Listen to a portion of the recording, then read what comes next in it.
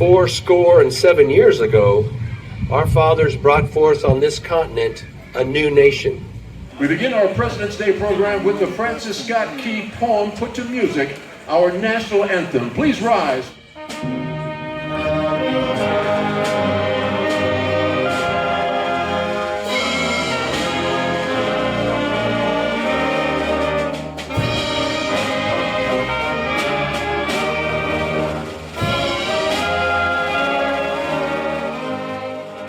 Today I am at the Ronald Reagan Presidential Library in my hometown of Simi Valley for the President's Day celebration.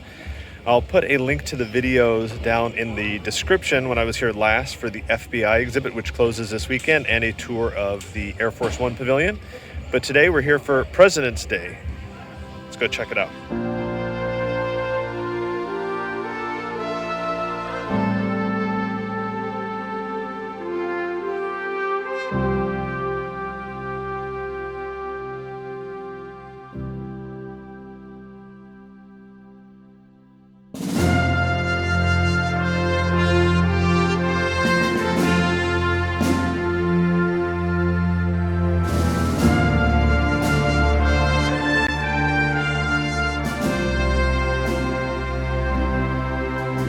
And I have a membership, and I'm not going to go inside today because the line outside was insanely crowded. There were busloads of people coming in, and I've been here plenty of times. So we're going to partake in the free activities for President's Day. There's a few stages. There'll be a few bands. The Los Angeles Police Concert Band is here. There's a jazz band from Moore Park College, so we'll go check that out. There's some reenactors and some presidential lookalikes that we'll see. But if you're here on a normal day, you can actually access the grounds without a ticket. There's a cafe and a gift shop if you're interested. And one of the things to see outside is this Nighthawk, which was brought into the museum in 2019. And I actually saw it being brought into Simi Valley on the freeway one night after I was leaving the gym. I was like, what on earth is that? And they were actually bringing it in for its permanent home here at the Reagan Library overlooking Moore Park, Thousand Oaks, and on a clear day, you can see all the way out to the ocean in Oxnard. So let's go roam around, see what there is to do for President's Day, and see what else there is on the outside of the Reagan Library.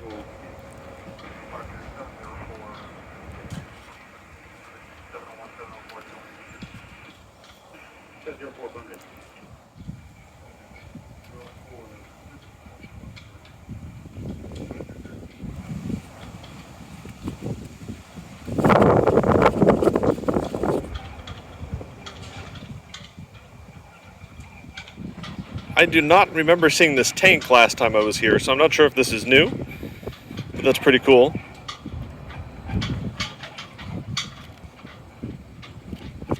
They expected rain today, but it is freezing cold and windy, so I may have to go back and get my jacket out of the car.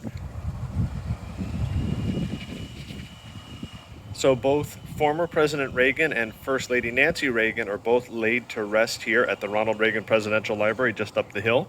When Nancy Reagan passed, they actually brought her casket here for viewing, and I was actually here that day. We had to park off-site, take buses in. There were thousands and thousands of people, but I have a little commemorative postcard from that day. It was a moment in history that you'll never forget.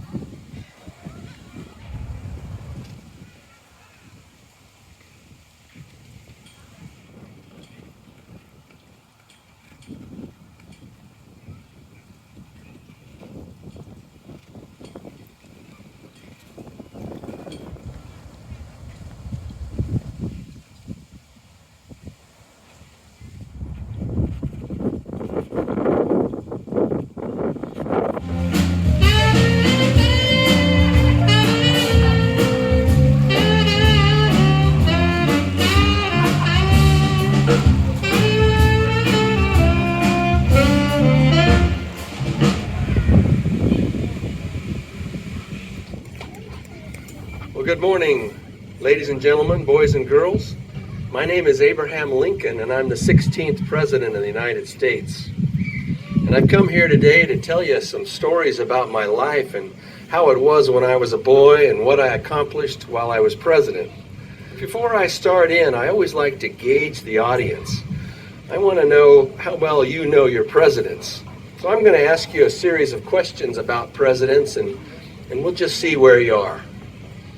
Does anybody here know the name of the first president of the United States? Yes. That's right, George Washington. How about, who was the first president who played the harmonica? That's right, Abraham Lincoln. Good.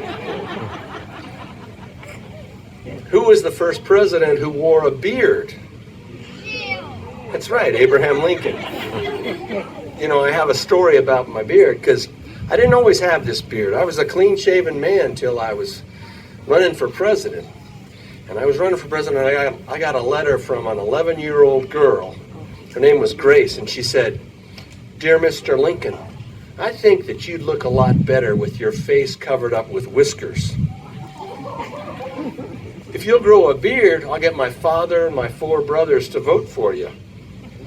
Well, I needed the votes, so I grew the beard.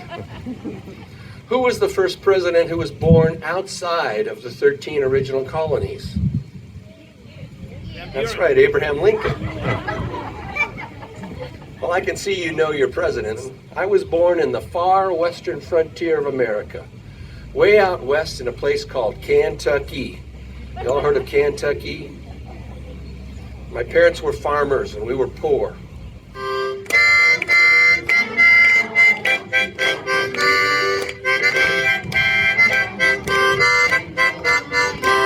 And I gave this speech in the fall of 1858. He said, "A house divided against itself cannot stand.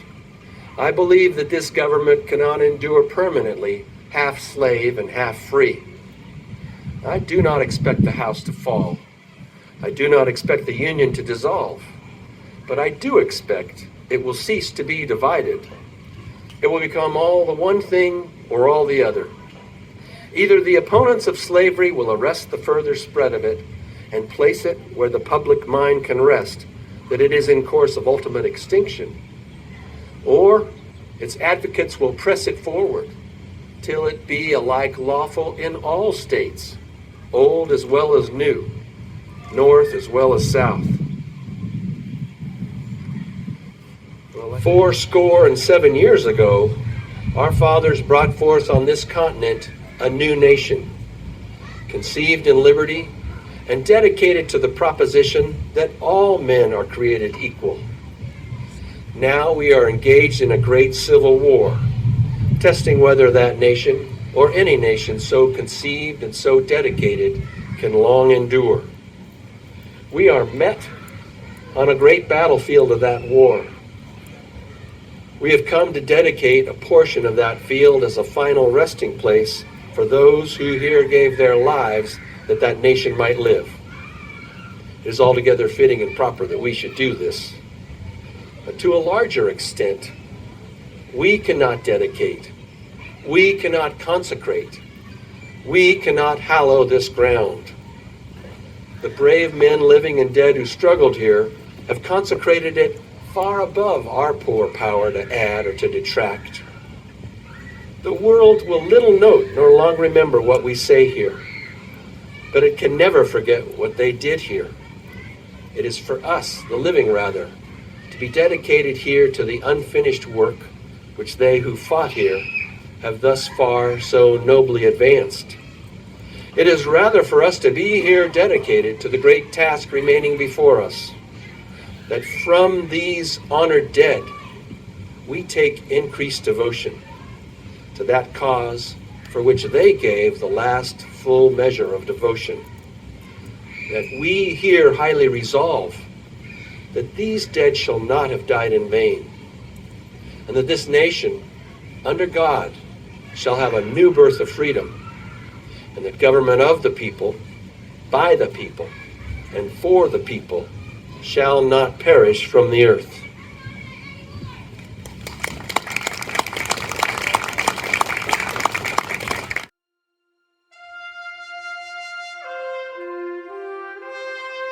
Los Angeles Police Concert Band, I'm Michael Ellington, thanking you for spending part of your President's Day celebration with us. This beautiful hilltop venue is named for our 40th President, Ronald Wilson Reagan. We welcome you in celebration of his leadership and his legacy. We begin our President's Day program with the Francis Scott Key poem put to music, our national anthem. Please rise for our Star-Spangled Banner.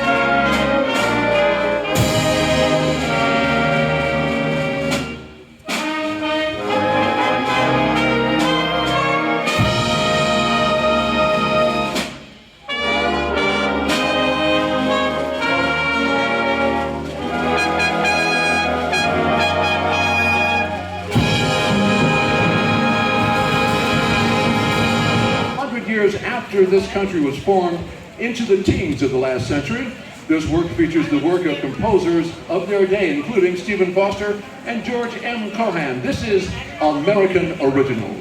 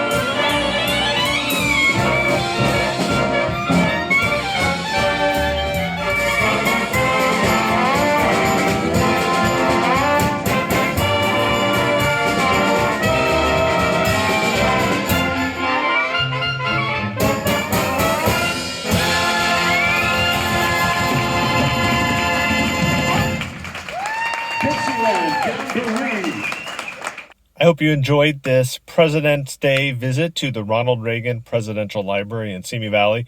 The actors portraying President Lincoln and his wife were absolutely fantastic. That was the highlight of the day. So was the Los Angeles Police Concert Band.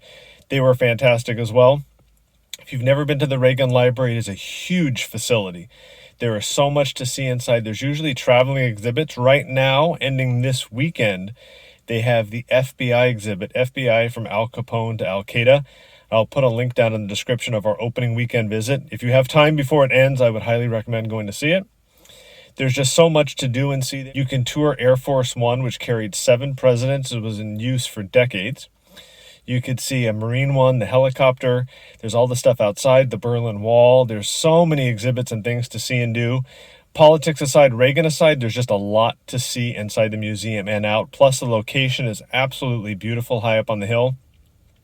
If you don't want to spend the whole day inside the library, you can just pack a lunch, come walk around the grounds and sit outside. It's absolutely beautiful. So I hope you enjoyed that visit. Happy President's Day. If you like the video, please give it a big thumbs up. If you're not subscribed to the channel, please hit that subscribe button. And if you are, make sure that notification bell is turned on. You can follow us on social media at theFUNnelCakeBlog on Facebook, Instagram, Twitter, and TikTok. Thanks for watching.